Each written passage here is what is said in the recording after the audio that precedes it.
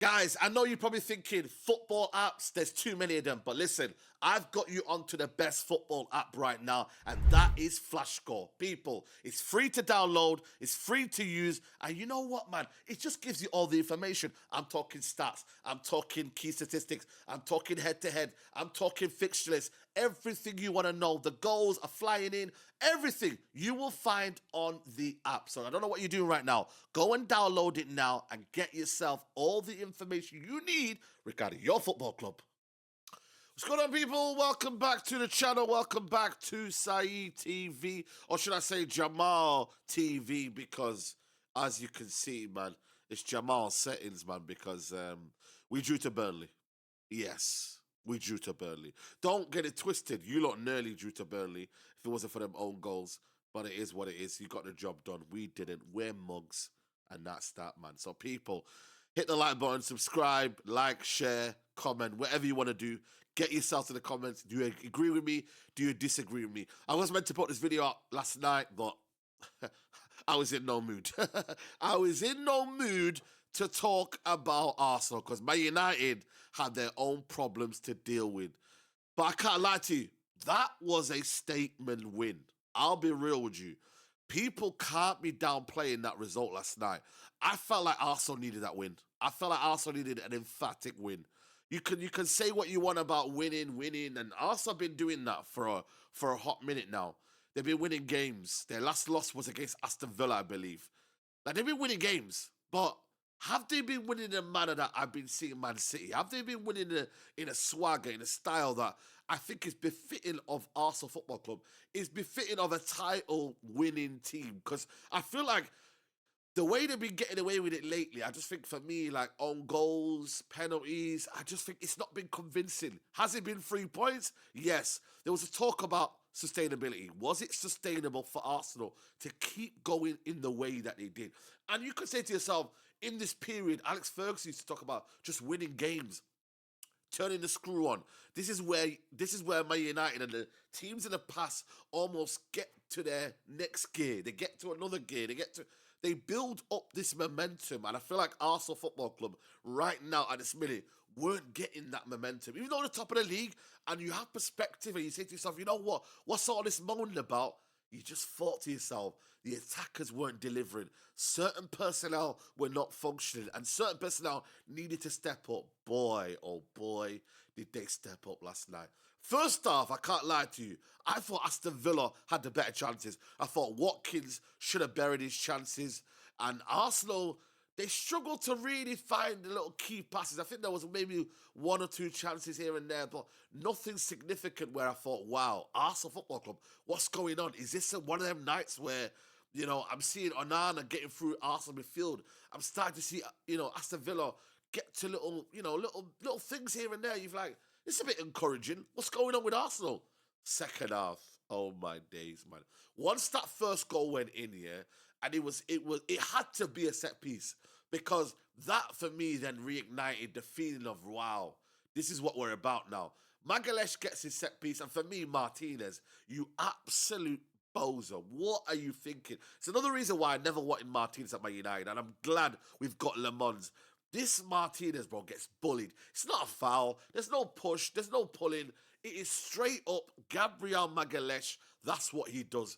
Absolutely dangerous in that penalty yard area where you need a set piece. Bang. The delivery is always key. Without the delivery, there's no goal. But I just think Gabriel, he knows what to do. He knows where to be. And I thought for me, that goal coming back on your first start back was crucial. The timing of it in the 48th minute, crucial. And Arsenal needed that goal. And that's where it became a bloodbath. That's where it became an absolute annihilation. Because for the next, 20, 25 minutes, Arsenal score. Bang, bang, bang. Dealt with Aston Villa Football Club. And they were shell-shocked. I thought for me, that Leandro Trossard goal, sorry, that next goal from Zubimendi was unbelievable. And we got to give, for me, Odegaard a lot of praise. And I think Odegaard now is starting to finally return back to the old Odegaard. I'm, a lot of people question Odegaard. A lot of people criticize Odegaard. Not because he's a bad player, because we know what he's capable of. We know Odegaard, when he's on it, he's a magician. He's a maverick. He's someone who can get the game and be a difference maker for Arsenal Football Club. But sometimes you look at these kind of games and they go past him. They drift away. He gets a bit soft. He doesn't want it. He's hiding behind the lines. Yesterday in that game, Odegaard was absolutely brilliant that second half. Picking the ball up, striving forward, making them key passes, getting the ball on the half turn, driving with it. I love that from Odegaard. That's what Odegaard that.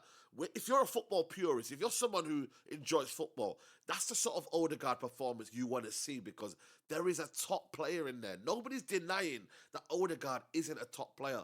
It's just, for me, if you're the captain of the football club, if you're someone who needs to lead by example and you're not doing that, there will be criticism. But that pass here, that pass that goes in between the lines, in between the defenders, into Zubimendi's pass, is what Odegaard should be doing week in, week out for us Football Club. It's as simple as that. We've seen De Bruyne carry Man City on his back at time. David Silva carry Man City on his back at time. These players, these sort of little magicians, these sort of creative players have to be there and stand firm. And Martin Odegaard, for me, in that second half, just even the last couple of games now, I think for me, starting to show why. I get Eze. I get it, let it all work out. I get it, he's back at Arsenal Football Club. And, it's meant to be, and he's a boyhood fan. But I can't lie to you, bro.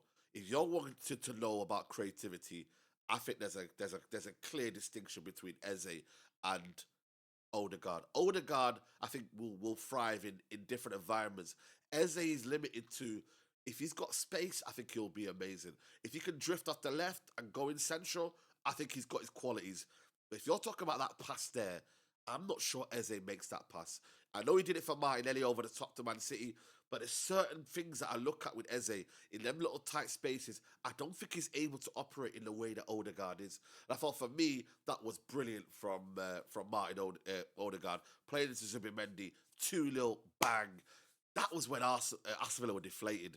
Then you're looking at the third goal, and it's a brilliant, brilliant finish from a player, Leandro Trossard, that I think is very, very underrated. You need a Leandro Trossard in your squad. You need a Leandro Trossard who not only gets goals, but is a big game player. Sometimes I look at Leandro Trossard, I think he's very tiny, he's not quick, he's not a one that's going to dribble past you at ease.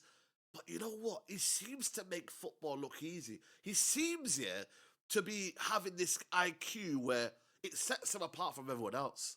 That's the difference between him and, let's say, for example, Madueke, that might have explosive pace. Someone like Martinelli, who will be quick and can get past you.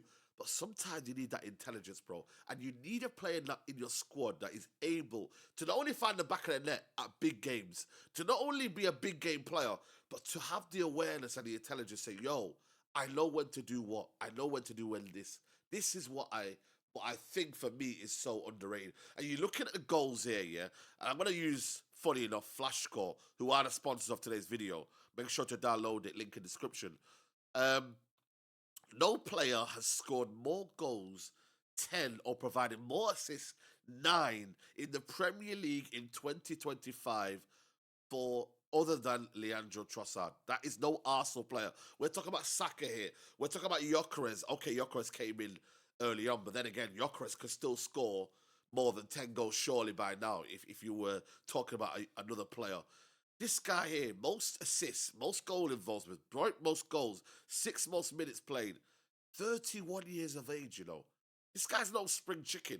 This guy's no player that you kind of look at and think, so, this guy's got time in his hands. He came in, relatively low fee. This might be one of Arsenal's best buys, in recent history. Like, genuinely, people can look at all these big money signings here. Trossard might be one of them signings where, do Arsenal's maybe undervalue? Sometimes Arsenal fans, do they undervalue the importance of Trossard? Maybe I'm wrong, and maybe you lot in the comments below can tell me, yo, Saeed, you're wrong. But Leandro Trossard's ability to perform in big games here, I think it's very, very underrated. And I think he's an underrated player. I genuinely think for me, any big six club would love to have a Leandro Trossard in their team. Like I'm being dead. Like you can look at all, but he's not quick. He's not. This is a problem with football now. We want players that are just fast. We don't want players that have IQ. And that there is a difference for me. And then Gabriel Jesus scores for the final goal. Another brilliant, brilliant goal from Gabriel Jesus. And it begs the question now, do Arsenal look better with Gabriel Jesus in the team? Because I think they do. This is no diss at Gyökeres, yeah? But I just think there's levels between Jesus and Gyökeres. I think the only difference between Gyökeres and Jesus is that maybe Gyökeres is a bit more of a clinical finisher. Maybe Gyökeres is a bit more of a natural number 9 because Jesus likes to drift in the little pockets. He likes to get into them little spaces. He likes to get on the half turn. He likes to move. He likes to drive. He likes to dribble. He's got a bit more. He's well more all-rounded than Victor Gyökeres. And for me, yeah, if Arsenal are going to get to anywhere, they're going to need Gabriel Jesus. They're going to need Gyökeres, of course. They're going to need Havertz.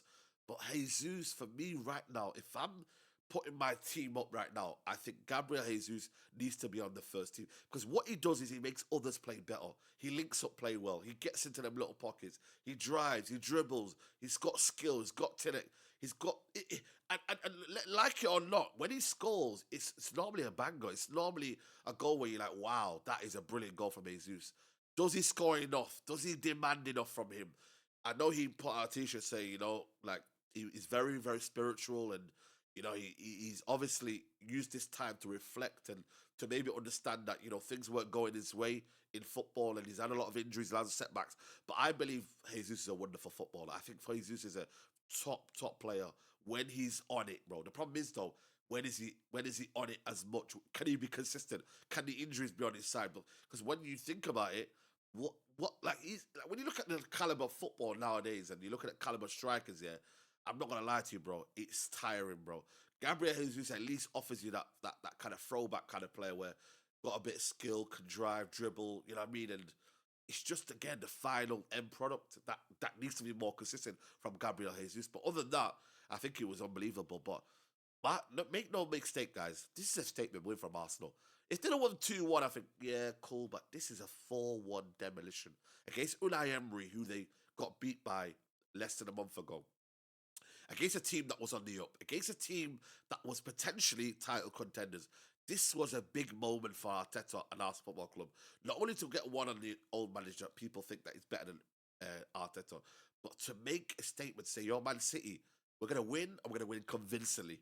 This is now bar for bar. This is now machine for machine. Man City now have to go and retaliate now on Thursday. But Arsenal, this was that win where I think going into the new year, they needed something big. They needed something huge. They needed something to kind of say, yo, we will be here and we will be ready for anything to come our way and any obstacles that come our way. But yeah, guys, let me know what you got think in the comments below. Big up to everyone. Happy New Year. And we'll see you lot in 2026. Make sure to download Flashscore. I'll see you in the comments below. Take care. Bye-bye. Peace.